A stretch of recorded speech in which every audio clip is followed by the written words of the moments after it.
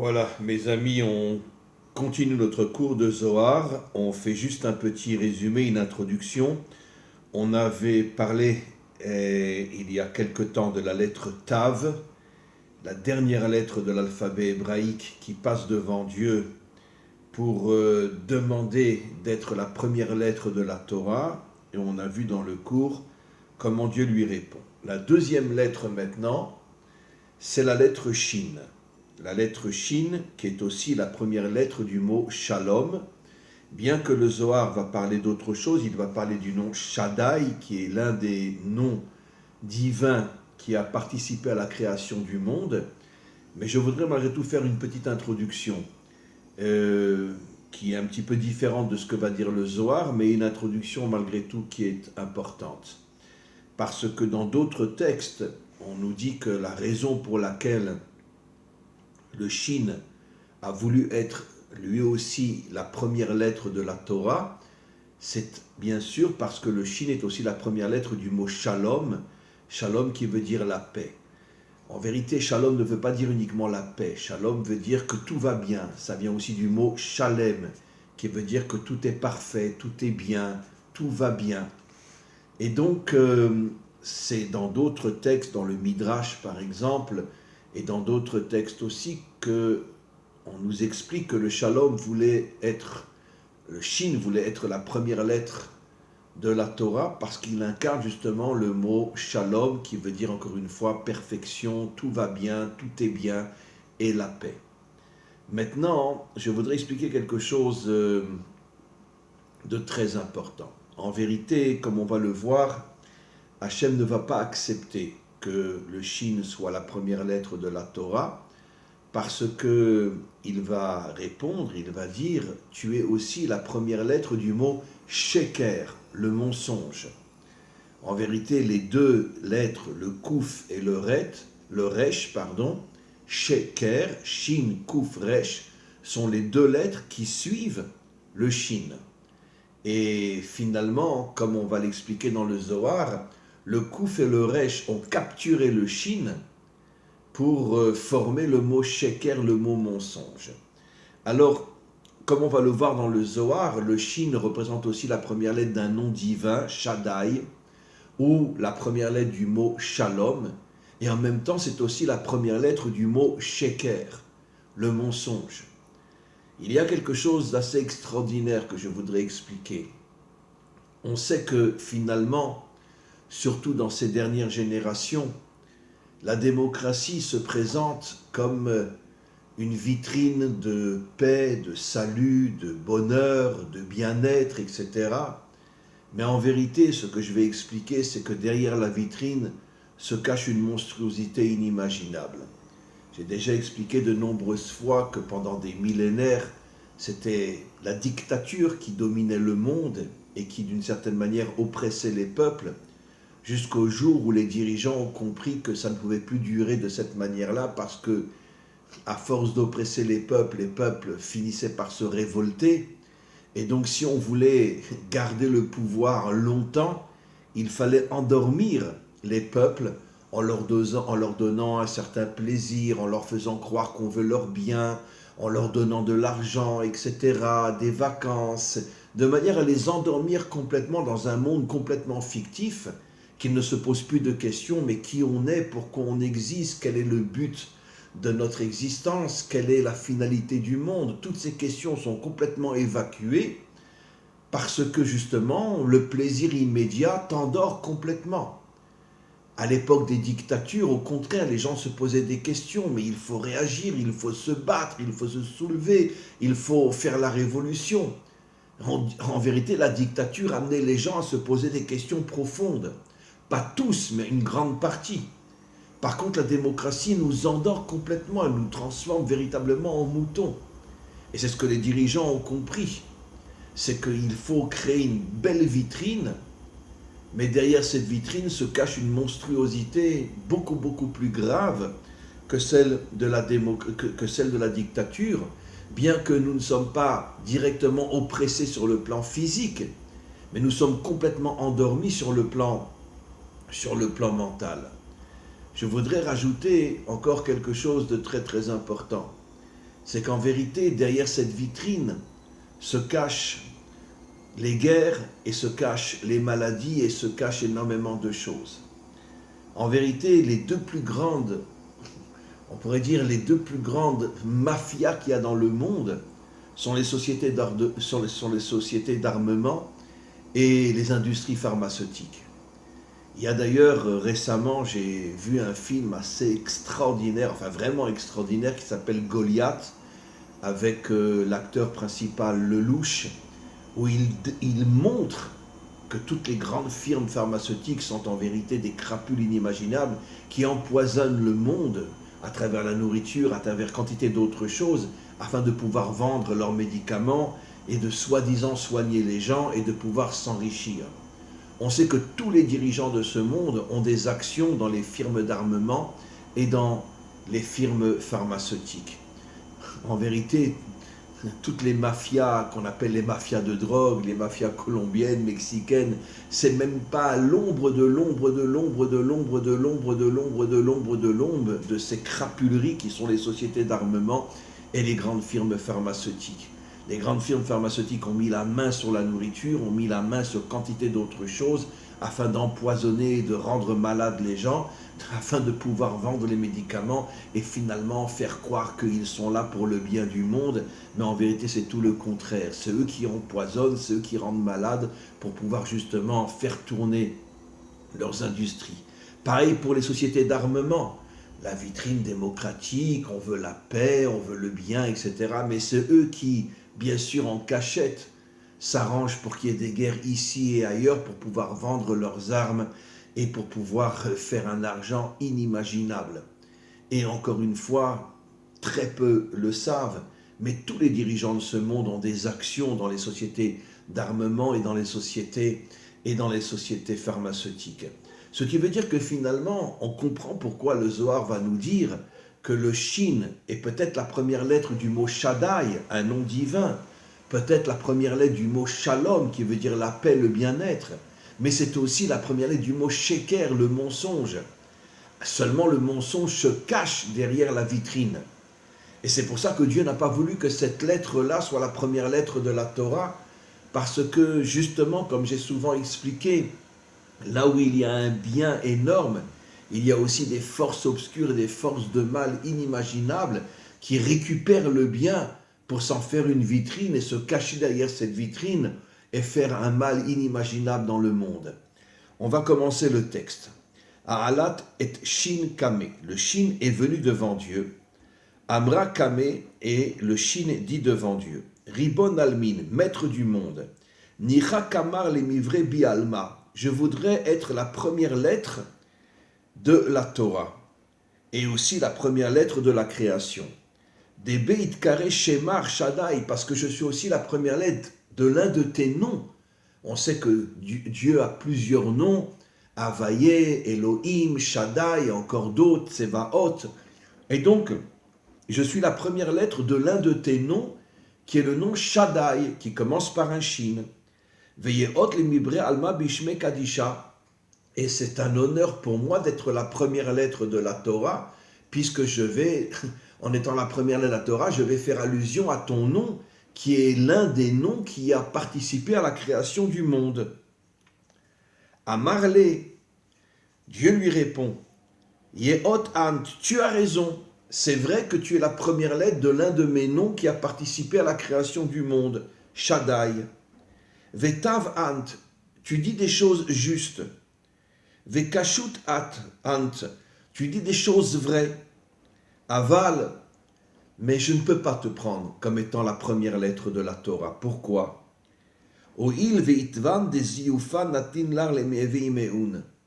Parce qu'il y a deux lettres qui représentent les deux lettres du mot mensonge, en hébreu sheker.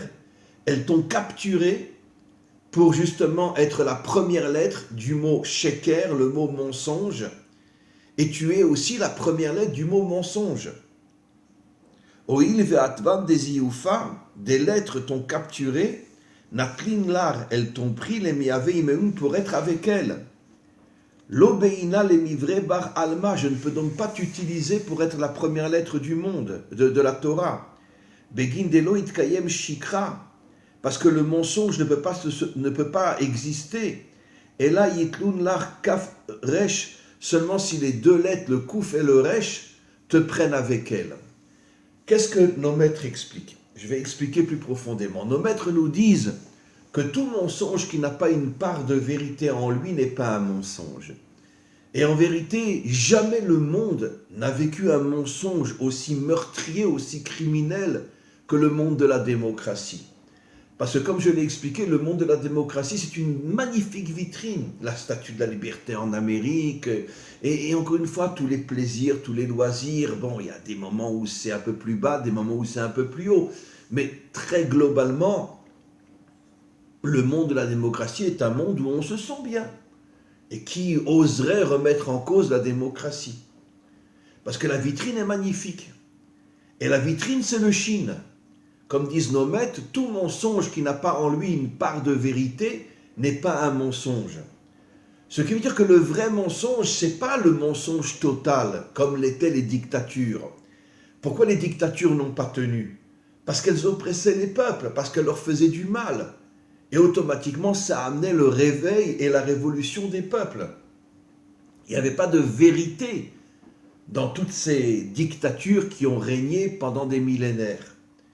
Encore une fois, comme je l'ai expliqué, jusqu'à ce que les dirigeants comprennent qu'il fallait cacher le mal à travers une apparence bonne qui endormirait les gens.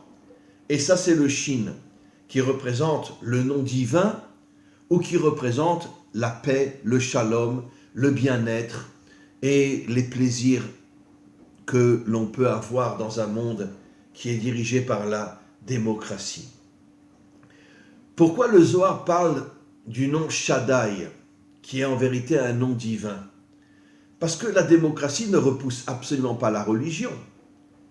Au contraire, même si on sait très bien, il y a ce symbole de la séparation entre l'Église et l'État, en Israël, la séparation entre la synagogue et l'État, puisque Israël fait entièrement partie du monde démocrate, avec tous ces mensonges, je parle des dirigeants bien sûr, et tous ces crimes cachés derrière la vitrine. Mais quoi qu'il en soit, le nom Shaddai représente le nom de Dieu. Et donc, la démocratie ne refuse absolument pas Dieu. Regardez en Amérique, les évangéliques, les protestants, les catholiques, et dans le monde entier, l'islam, etc., et les juifs, la synagogue, il y a tout. Il y a tout. Et donc, on ne refuse pas la religion. Mais d'un autre côté, on ne veut pas qu'elle ait un lien avec l'État. Ça veut dire qu'il y a une séparation entre le monde d'en bas et le monde d'en haut. Mais la religion est là. Et donc c'est une forme de vérité, mais que les gens ne comprennent pas.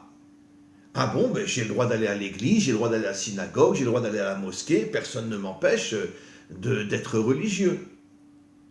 Mais d'un autre côté, ça fait partie du système pour endormir les gens. Parce que d'un autre côté, la religion n'a aucun lien avec la réalité. Que ce soit ici en Israël, que ce soit dans le monde chrétien, l'islam c'est un peu différent, en tout cas au niveau d'une minorité qui sont les terroristes et qui veulent dominer le monde. Mais quoi qu'il en soit, au niveau de la grande majorité des musulmans aussi, va à la mosquée, mais fous-nous la paix. La direction du monde, c'est pas toi. Et donc finalement, qu'est-ce qu'a fait le monde démocrate? Il a créé ce qu'on appelle la religion. Ça veut dire déconnecte-toi de ce monde, va avec ton soi-disant fantasme de Dieu et fous-nous la paix. Voilà. C'est vrai pour les juifs, c'est vrai pour les chrétiens, c'est vrai pour les musulmans, c'est vrai pour toutes les autres religions dans le monde entier. Donc la vitrine est belle. On n'est pas contre Dieu, on n'est pas contre la paix, on n'est pas contre le bien-être des gens. Mais si on savait ce qui se prépare derrière, si on savait qui est derrière la guerre entre l'Ukraine et la Russie, mais les gens ne peuvent même pas l'accepter. Parce que si je le dis et je n'ai pas envie de le dire, on ne peut même pas imaginer quels sont les complots terroristes de tous les dirigeants qui sont derrière telle guerre ou telle guerre ou telle guerre ou telle guerre. Évidemment. Évidemment. Et donc, aujourd'hui, l'Amérique est en train de préparer l'Iran avec la bombe atomique, et on ne peut pas s'imaginer sous la table tout l'argent que les Américains, enfin que le gouvernement américain reçoit, et etc., etc. Le monde est rempli de guerres. Il y a de temps en temps, pendant quelques décennies, une exception, mais bon, il n'y a pas la guerre en Europe, mais il y a la guerre en Tchétchénie, il y a la guerre ici, il y a la guerre là, il y a la guerre en Afrique, Et qui c'est qui vend les armes? Les pays démocrates. C'est eux qui vendent les armes. D'accord? Et puis qui c'est qui va soigner les malades et les blessés, etc. Les grandes firmes pharmaceutiques. On sait très bien pourquoi Kennedy a été assassiné. Kennedy a été assassiné parce qu'un jour il a compris qu'est-ce qui se cachait derrière les sociétés d'armement, et finalement il a été assassiné par la puissance de ces sociétés-là, parce qu'il voulait mettre fin à tous ces milliards que ces sociétés recevaient et redistribuaient après à tous les dirigeants qui étaient à leur solde. Donc, les choses ne sont pas simples. Et donc, c'est ce que ici répond Hachem. On t'a volé. C'est vrai que tu représentes le nom divin, c'est vrai que tu représentes la paix. Mais d'un autre côté, le mensonge t'a volé pour faire de toi une vitrine, pour se cacher derrière toi. Et je ne peux pas accepter que tu sois la première lettre de la Torah. Parce que dans ce cas-là, toutes les puissances négatives, toutes les puissances obscures vont tout faire pour te prendre et se cacher derrière toi. On continue. Mikan man debael mimar shikra. De là, on comprend que celui qui veut être un vrai menteur, Yitol Yesoda de Kashut Bekadmita, il doit toujours prendre une partie de vérité au début, c'est le Shin. Exactement ce qu'on a expliqué, ce que nos maîtres nous disent, que tout mensonge qui n'a pas une part de vérité n'est pas un vrai mensonge. Et donc c'est ce que le Zohar dit ici. Le vrai menteur, c'est pas celui qui invente des choses qui sont complètement fausses. Le vrai menteur, c'est celui qui sait se cacher derrière une apparence de vérité, et que derrière cette apparence, il fait toutes les atrocités en cachette.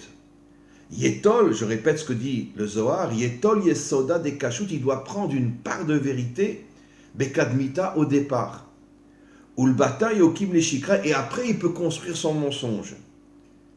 Dea Ot Shin, parce que la lettre Shin, Ot Kashut, où elle représente la vérité, le nom divin, Shalom, la paix. Donc elle représente des choses extraordinaires, cette lettre-là. Et donc, la démocratie va la prendre pour se cacher derrière elle. Ad kashu de avatan ityachadube. En plus, le Zohar dit quelque chose d'extraordinaire. Iaot ogdusha lefi sheagimel avot Avram Yitzchak Yaakov ityachadim begimel anfin. En vérité, le shin représente aussi les trois pères. Un shin en hébreu, c'est en vérité trois yud qui sont collés vers le bas. Et ces trois yud représentent Avram, Yitzhak et Yaakov. Pourquoi? Parce que, comme on le sait, chaque attribut divin contient tous les autres. C'est ça l'unité qu'il y a entre les attributs divins. Même si chaque attribut divin a son propre caractère, Avram représentait la bonté, Yitzhak représentait la rigueur, Yaakov représentait l'unité entre les forces contraires. Mais d'un autre côté, chaque attribut divin n'est pas une secte.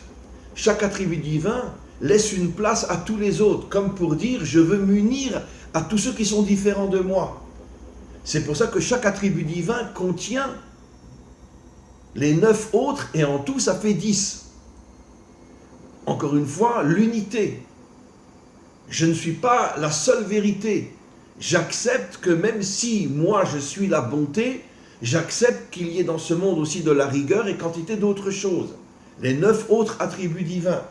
C'est pour ça que chaque père voulait l'unité, et chaque père contenait les 9 autres attributs divins dans son propre attribut à lui, et donc ça faisait 10.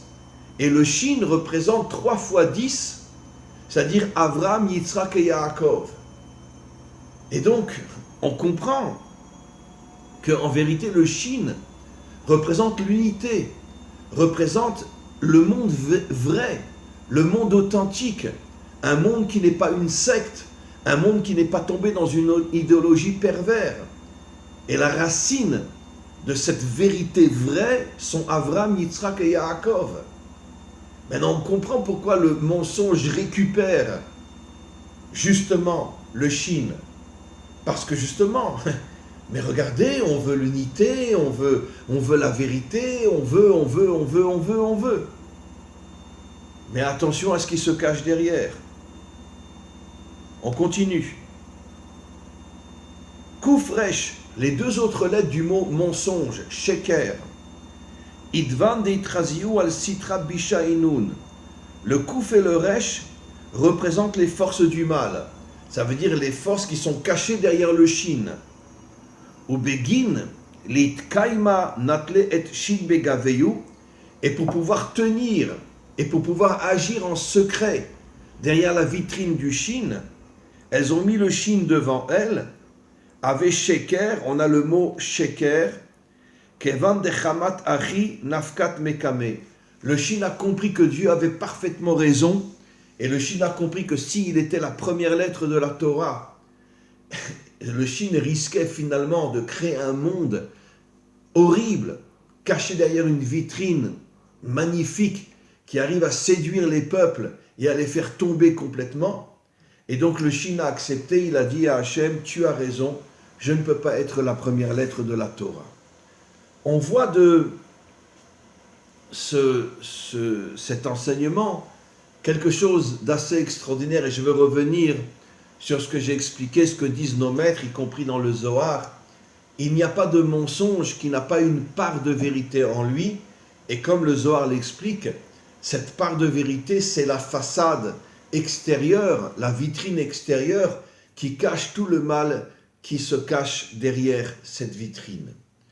Et donc, on n'est pas dans un monde facile aujourd'hui, parce que depuis la Révolution française, étape par étape, où finalement la démocratie, en tous les cas dans le monde moderne, s'est installée dans le monde, malheureusement 90, si pas 99% des peuples sont persuadés que la démocratie, c'est vraiment l'avenir du monde, c'est vraiment le bien du bien du bien du bien.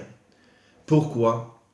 Pas parce que les peuples sont forcément bêtes, idiots, etc., mais parce que le plaisir immédiat nous endort complètement. J'ai de l'argent, je travaille, je vais en vacances, j'ai un bel appartement, j'ai une belle maison, j'ai une belle voiture, etc. Je suis bien. Qu'est-ce que j'ai besoin de plus ?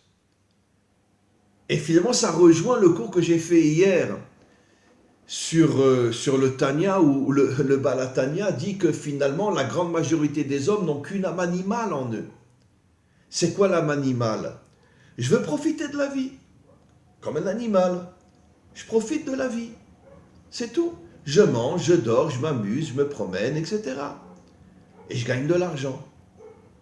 Ça veut dire que la démocratie est arrivée à faire régner l'âme animale dans le monde. Profite de ce monde, mais fous-nous la paix. Ne t'intéresse pas à ce que l'on fait derrière la vitrine. Fous-nous la paix. Comment le monde va se réveiller ?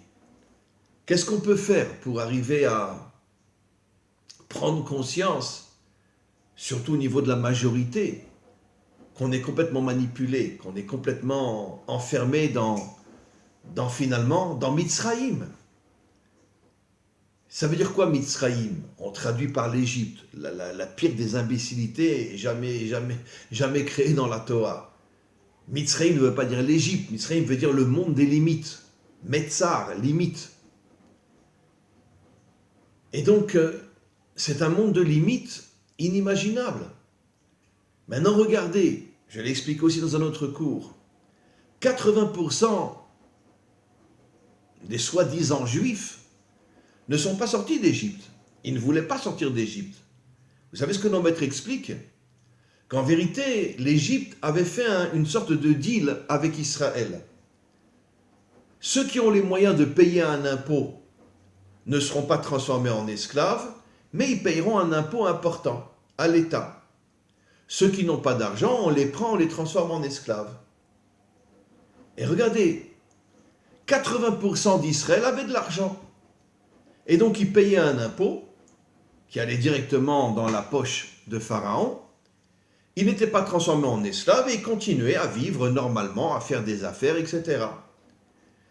Il y avait 20% qui, eux, n'avaient pas les moyens et ils ont été transformés en esclaves. Maintenant, comme je l'ai expliqué, ces 20%-là sont les vrais descendants d'Adam et Ève. Et les 80 autres ne sont pas des descendants d'Adam et Ève, comme j'expliquais dans notre cours, ils viennent de toutes sortes de créatures qui n'ont rien à voir avec Adam et Ève. Le peuple juif avait été extrêmement infiltré, à 80%, et l'humanité tout entière est infiltrée aussi à 80%. Qu'est-ce qu'on comprend de là?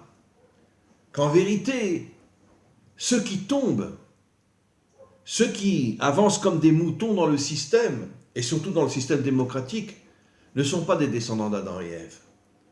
Un descendant d'Adam et Ève, même s'il n'a pas le courage de sortir et se révolter, parce que bon, il ne veut pas prendre une balle dans la tête ou je ne sais quoi, parce qu'on sait très bien que les dirigeants aujourd'hui, dès que quelqu'un les dérange, il est exécuté. Mais dans son fond intérieur, il a ce sentiment qu'il est manipulé.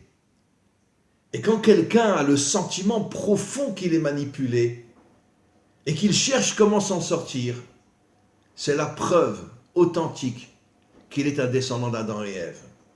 Quand quelqu'un avance avec la tête baissée et ne cherche que l'argent et le plaisir, c'est la preuve authentique qu'il n'est absolument pas un descendant d'Adam et Ève.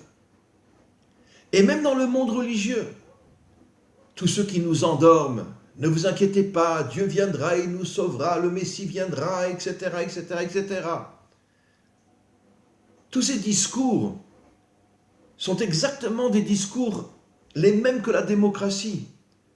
C'est-à-dire concrètement, ne faites rien, Dieu se chargera de vous. Ne faites rien. Comme je dis toujours, le monde religieux, au niveau de ses dirigeants, est complètement de mèche avec le monde politique. Et c'est pour ça qu'il faut absolument fuir tous ces discours, y compris chez nous, Israël, dans le monde chrétien, dans le monde musulman et partout ailleurs. Il faut fuir ces discours qui nous endorment et qui nous empêchent de prendre conscience que c'est à nous de nous réveiller, c'est à nous d'agir, c'est à nous de faire. C'est très très très important. Et donc, encore une fois, comment un homme peut savoir qu'il est oui un descendant d'Adam et Ève et qu'il sera oui dans l'armée du Mashiach lorsque le Mashiach se dévoilera? Si il a conscience qu'il est manipulé, qu'on lui ment, qu'on essaye de l'endormir du côté politique, du côté religieux, qu'on veut faire de lui tout simplement un robot qui marche avec la tête baissée dans le système, quand quelqu'un prend conscience de cela, au moins il est sûr qu'il est un descendant de Adam et Ève. Et plus il se réveille à l'intérieur de lui-même, plus il prend conscience de toute cette manipulation inimaginable qu'il y a dans le monde, et plus d'une certaine manière il prépare la délivrance finale. Et donc il faut que partout dans le monde, tous les descendants d'Adam et Ève prennent conscience de tout le mensonge qu'il y a dans ce monde, réveillent leur conscience, se préparent à agir. C'est sûr que la véritable action viendra avec le Mashiach. Mais si on se prépare à agir, on agira au moment où le Mashiach se dévoilera. Amen vechen yiratzon.